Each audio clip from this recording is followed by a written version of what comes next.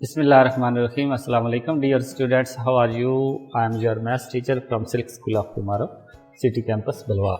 Students, आज हम math grade 7 lecture number 12 में रिव्यू एक्सरसाइज डिस्कस करेंगे. वैसे तो हमने ओवरऑल जितने भी पूरे चैप्टर में मेन चीज़ें थी वो हमने स्टडी कर ली. आज हम एक तो आपको MCQs करवाएंगे, दूसरी हम बहुत सी चीज़ें जो पूरे चैप्टर में हम पढ़ चुके हैं उनको एक शॉर्ट सा रिवीजन वो करेंगे. ठीक है, तो सबसे पहले MCQs की तरफ आते हैं. MCQs जो हैं उसमें सबसे पहली बात A की वैल्यू दी, B की वैल्यू दी. वो कहते हैं कि A में से B को अगर माइनस कर दें तो हमारे पास क्या आंसर आता है. ज़रा गौर से देखेंगे. A हमारे पास 1 से लेकर 100 तक मुकम्मल सेट है और B हमारे पास जो है वो सिर्फ इवन नंबर है.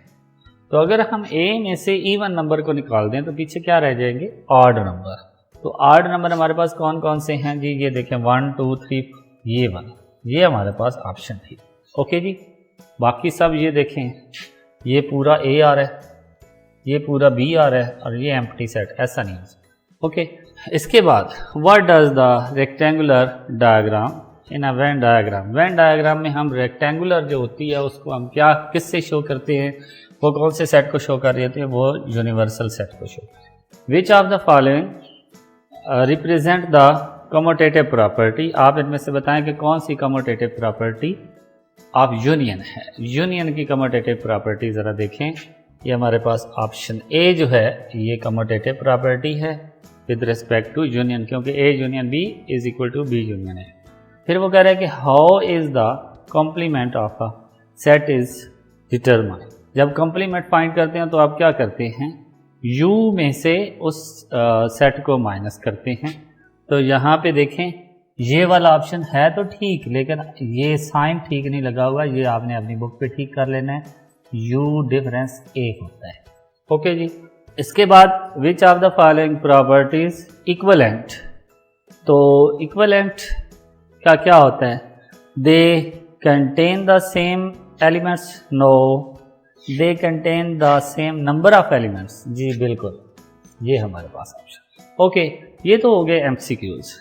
अब नेक्स्ट हम ज़रा पूरे चैप्टर की रिवीजन के बारे में बात करते हैं. सबसे पहले हमने सेट की बात की थी कि सेट में कोई नंबर रिपीट ना हो. जैसे ये हमारे पास सेट नहीं होता अगर वो हमारे पास वेल डिफाइन ना हो, तो ये भी हमारे पास सेट नहीं होता. ओके, सेट सिर्फ वो होता है फॉर एग्जांपल 1 2 3 जिसको हम वेल डिफाइन भी कर सकें और कोई नंबर रिपीट भी ना.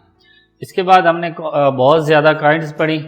ठीक है, एम्प्टी सेट जिसको हम इससे शो करते हैं, इसको नल सेट भी कहा जाता है. ये दो साइन हैं इसके, लेकिन अगर आप इन दोनों को इस तरह लिख लेंगे तो ये पावर ऑफ सेट बन जाएगा, एम्प्टी सेट का पावर सेट बन जाएगा.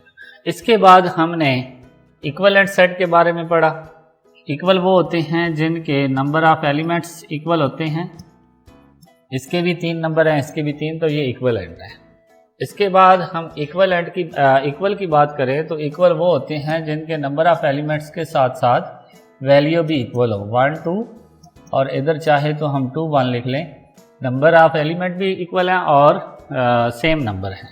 ओके, इसके बाद हमने यूनियन की बात की थी. तो यूनियन में हमने ये साइन यूज़ किया था. इसमें हम सिर्फ वो लिखते हैं जो कॉमन एंड नॉन कॉमन होते हैं, common plus non common. Okay जी, इसके बाद इंटरसेक्शन में हम क्या लिखते हैं, ओनली ऑन कॉमन एलिमेंट्स. इसके बाद हमने यूनियन इंटरसेक्शन की प्रॉपर्टी डिस्कस की थी जिसको हम A union B, B union A intersection B, B intersection A, ये हमारे पास यूनियन की प्रॉपर्टी है, commutative property with respect to union. और ये हमारे पास इंटरसेक्शन की प्रॉपर्टी है with respect intersection A intersection B, B intersection A. Okay, इसके बाद हमने पढ़ा था associative property. A union B union C is equal to A union B union C. अब इसमें मैंने आपको बताया था कि ब्रैकेट सिर्फ चेंज होती है और कुछ भी चेंज नहीं होता, ऑर्डर भी सेम रहता है, साइन भी सेम रहता है।